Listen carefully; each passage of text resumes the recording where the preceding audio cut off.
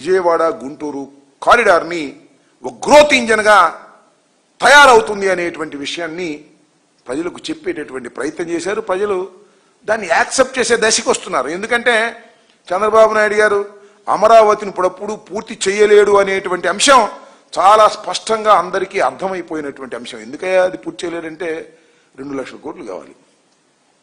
ఆయన చెప్పినటువంటి పద్ధతిని చేయాలంటే 2 లక్షల కోట్లు కావాలి. ఎక్కడి నుంచి వస్తాయి 2 లక్షల కోట్లు? రాష్ట్ర ఆర్థిక పరిస్థితి ఎలా ఉంది? అసలు రాష్ట్రం చేయాల్సినటువంటి, ప్రభుత్వం చేయాల్సినటువంటి పనులకి అసలు డబ్బు లేనటువంటి పరిస్థితుల్లో ఉంటే 2 లక్షల కోట్లు పెట్టి అమరావతిని నిర్మిస్తాను అనేటువంటి మాట కేవలం బూటకమైన మాటగానే ఉంది తప్ప చంద్రబాబు నాయుడు గారు అది పూర్తి చేసే పరిస్థితుల్లో లేరు అనేది చాలా స్పష్టంగా అర్థమవుతున్నది. చంద్రబాబు నాయుడు గారు ఈ 7 బిల్డింగులు పూర్తి చేస్తాన్నాడు తప్ప తన కాలంలో మొత్తం రాజధానిని పూర్తి చేస్తానని మాత్రం చెప్పేటటువంటి ధైర్యం కానీ సాహసం కానీ ఆయనే చెప్పే పరిస్థితిలో లేడు. అంటే ఏం చేస్తాడు ఆయన? అప్పులు తీసుకొస్తాడు, కాంట్రాక్టులు ఇస్తాడు, కమిషన్లు తీసుకుంటాడు, కోట్లు సంపాదిస్తాడు. ఇంతేగా, రాజధాని నిర్మాణం లేదుగా, ఇంకా అవదుగా. ఇంకా కేవలం తాత్కాలికంగా అప్పుడైతే 5 సంవత్సరాలు ఏం చేశాడో ఇవాళ కూడా 7 బిల్డింగులు కట్టేసి చేతులు దులుపుకునేటటువంటి పరిస్థితిలో ఉన్నాడు. ఎందుకంటే ఆయనే కాదు, భగవంతుడు దిగి వచ్చినా కూడా ఇది చేయలేరు. ఎందుకంటే అంత పెద్ద ప్లాన్ వేశాడు చంద్రబాబు నాయుడు గారు. 1,00,000 కోట్ల రూపాయలు, 2 లక్షల కోట్ల రూపాయలు ఖర్చు పెడితే ఏమైద్దయ్యా? 2 లక్షల కోట్ల రూపాయలు ఖర్చు పెడితే ట్రంక్ ఇన్ఫ్రాస్ట్రక్చర్ వస్తుంది. నీళ్లు, కరెంటు, డ్రైనేజీ, రోడ్లు, ఇవి మాత్రమే ఏర్పడతాయి తప్ప 2 లక్షల కోట్లకి నగరం ఏర్పడదు. నగరం నిదానంగా ఏర్పడేటువంటి అవకాశం. నిదానంగా అంటే ఎప్పుడు దాకా? నిదానంగా అంటే ఇక ఆయన ఉండడు, నేను ఉండడు, మీరు ఉండరు, అప్పుడు ఏర్పడిద్ది అనమాట ఆయన. అలాంటి బృహత్తరమైన పథకాన్ని వేసి దాన్ని సింగపూర్ అంటాడు, మలేషియా అంటాడు. ఇలాంటి మభ్యపెట్టే మాటలు అనేకం చేసినటువంటి సందర్భాన్ని పురస్కరించుకొని ఇవాళ ఒక పెద్ద చర్చలోకి తీసుకొచ్చాడు చంద్రబాబు నాయుడు గారు అమరావతిని. ఏంటంటే అమరావతి మీద బిల్ పాస్ చేశాడు. ఎక్కడ? మన అసెంబ్లీలో. కౌన్సిల్లో మళ్ళీ పెట్టలా, పార్లమెంట్లో పెట్టారు, చర్చ చేశారు, మన రాజ్యసభలో పెట్టబోతున్నారు. ఎందుకు ఈ చర్చ నాకు అర్థం కాలేదు. ఎందుకు తీసుకొచ్చారు? మా మీద బురద చల్దామనే. అంటే ఏంటి? అమరావతికి మార్చే పని లేదంట. ఇది ఎక్కడ కూడా నాకు అర్థం కాలేదు. చట్టం తెలిసి మాట్లాడుతున్నావా, తెలియక మాట్లాడుతున్నావా? ఇంత అనుభవం ఉన్నటువంటి నారా చంద్రబాబు నాయుడు గారు ఎలా మాట్లాడుతున్నాడో నాకు అర్థం కాల. అసెంబ్లీలో ఒక చట్టం చేస్తే దాన్ని ఎమెండ్ చేయలేరు వచ్చేవాళ్ళు. భారత రాజ్యాంగాన్నే ఎమెండ్ చేస్తున్నటువంటి తరుణంలో చేయలేరు. మొన్న జగన్మోహన్ రెడ్డి గారు కూడా చెప్పారు కదా చాలా స్పష్టంగా. ఒక పిచ్చి ఆలోచన ఒక చర్చలోకి తీసుకొచ్చి డైవర్ట్ చేయాలనేటువంటి ఆలోచన.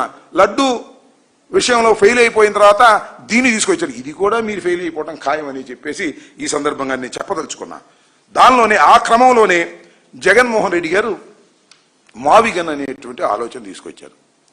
తీసుకురాగానే పాపం బాబు కొడుకులకి ఇద్దరికి భయం పట్టుకుంది. ప్రజలు దీని మీద ఆలోచన చేస్తున్నారు. మనం 1,00,000 ఎకరాలతో 2 లక్షల కోట్లతో నిర్మాణం జరగదని ప్రజలు నమ్ముతున్నారు.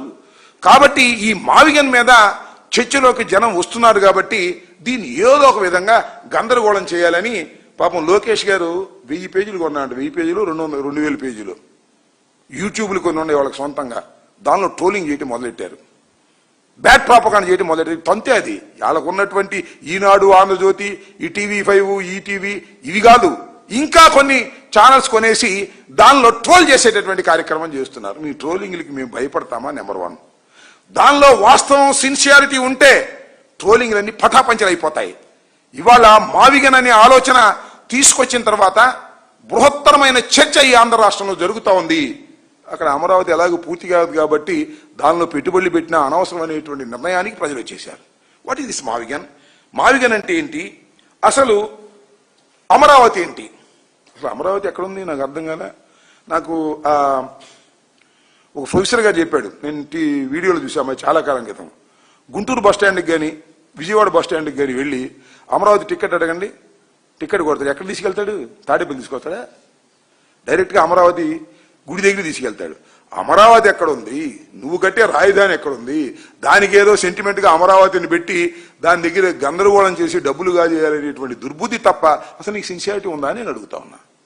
చంద్రబాబు నాయుడు గారికి సిన్సియారిటీ లేదు.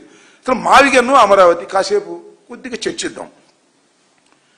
20,000 ఈ కారిడార్ మావిగన్ అనేది మచిలీపట్నం, విజయవాడ, గుంటూరు ఈ మొత్తం చూస్తే 9,536 చదరపు కిలోమీటర్ల మెగా విస్తీర్ణం. ఇదెంత ఉంది అమరావతి? 217 చదరపు కిలోమీటర్ల చిన్న విస్తీర్ణం కలిగింది. కేవలం 20,000 కోట్లతో మావిగన్ని పూర్తిగా అభివృద్ధి చేయొచ్చు. ఎందుకంటే ఆల్రెడీ ఇన్ఫ్రాస్ట్రక్చర్ ఉంది, ఆల్రెడీ బిల్డింగ్స్ ఉన్నాయి, ఆల్రెడీ రోడ్లు ఉన్నాయి, కొత్తగా నిర్మించాల్సిన అవసరం లేదు, ఎక్స్టెండ్ చేసుకుంటూ వెళ్ళొచ్చు. కేవలం 20,000 కోట్లతో మాత్రమే మావిగన్ నిర్మాణాన్ని పూర్తి చేసేటటువంటి అవకాశం ఉన్నది. మరి అక్కడ అమరావతిలో కేవలం మౌలిక సదుపాయాల కంటే నీరు, విద్యుత్తు, డ్రైనేజీ 2 లక్షల కోట్లు ఖర్చు పెట్టాలి. ఏంటిది నాకు అర్థం కాలేదు.